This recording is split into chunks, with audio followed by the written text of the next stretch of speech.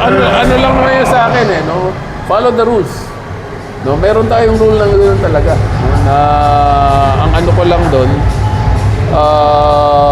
it has long been in our rule book, but it has long been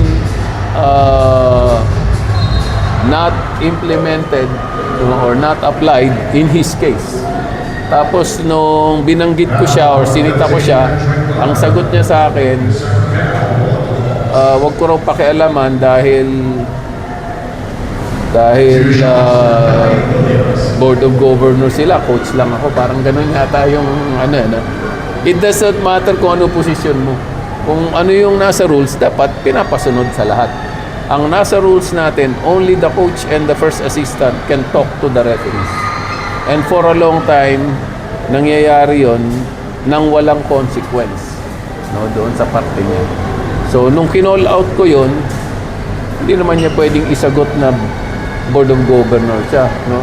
Wala naman exception doon sa ano. Walang exception doon sa rule. And also, kaya ko kinall out because the league does not apply the rule to him, no? So, yun lang sa akin, yun lang. Ganun lang kasimple yun. It doesn't matter what your position is. Ang importante, meron tayong rule na ganun. It's in our rule book.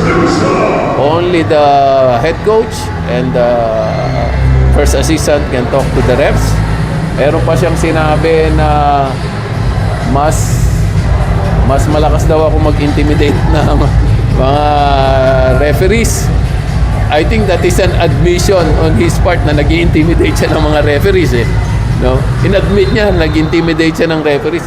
Sinabi niya, mas malakas ako mag-intimidate. Pero ang part ko naman doon is when I coach, I am submitting myself to the authorities, to the authority of the refs.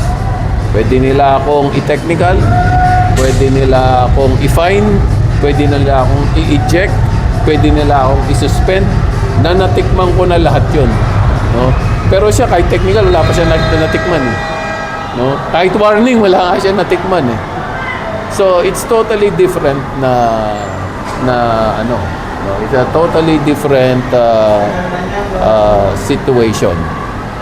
So, napakaliwanag, may rule tayo, sundin natin yung rule. Hindi nagmamatter kung anong position mo. And I think kung ganun ang mentality niya, that's arrogance. No? Na dahil ba Board of Governors siya, pwede niyang ignore yung ganung rule? Hindi naman siguro dapat. Ako, pag sinigawan ko referee, minura ako referee, may technical ako, may fine ako, may suspension ako, may ejection ako, tinatanggap ko lahat yun. So, may consequence para sa akin. Hindi ko alam bakit matagal na rule na yon na hindi nag-a-apply or hindi ina-apply sa kanya. So, inano ko lang yun dahil siguro para may closure na. May closure na yung usapan na yan. Nag-usap tayo. Hindi pa. Wala pang closure. With this statement. Sa akin meron ewan ko sa kanya. No, kaya inexplic ako na lahat Kaya sinabi ko na lahat. Napakaliwanag ng rule na yon. Only the coach and the first assistant coach can talk to the referees. Nasa rule book natin yun. Magkaroon ng chance for you to... Walang problema sa akin.